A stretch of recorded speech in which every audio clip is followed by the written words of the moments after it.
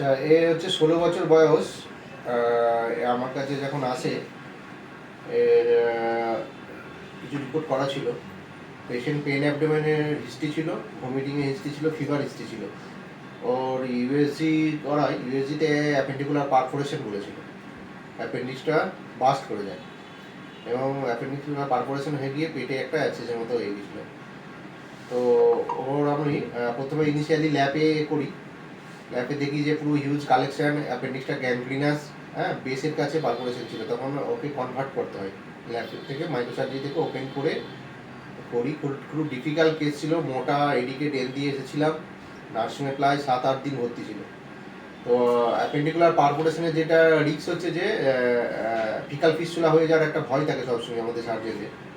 তো যেভাবে অপারেশনটা করে দেওয়া হয়েছিল তাতে একটা কনফিডেন্সও ছিল যে দেখা যাক কিছু নাও হবে, নাও হতে পারে।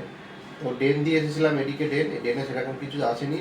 পেশেন্টকে ডে 3-4 থেকে ডায়েট শুরু করি, পেশেন্টকে ডে 7-8-এ ডিসচার্জ করি। তো এটা হচ্ছে লাস্ট চেক আপ, প্রায় 1.5 মাস আমার কাছে ফলো আপ ছিল। এখন প্রায় উন্ড অনেকটাই শুকিয়ে গেছে, পেশেন্ট ভালো আছে।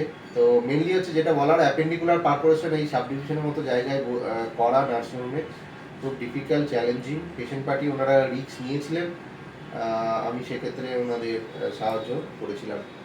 তো অ্যাপেন্ডিকুলার পারফোরেশন হচ্ছে যে যদি রিস্ক নেয় আমরা এখানে অপারেশন করি এবং পেশেন্ট ভালো হয়ে ওঠে।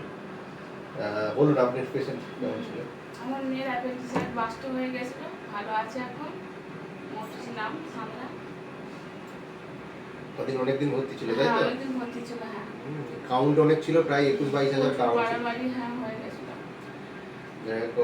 এখন সুস্থ। তোর কি খবর? আমার খবর ভালো, আর অ্যাপেন্ডিসাইট বাস্ট হয়ে ঠিক আছে, চলো।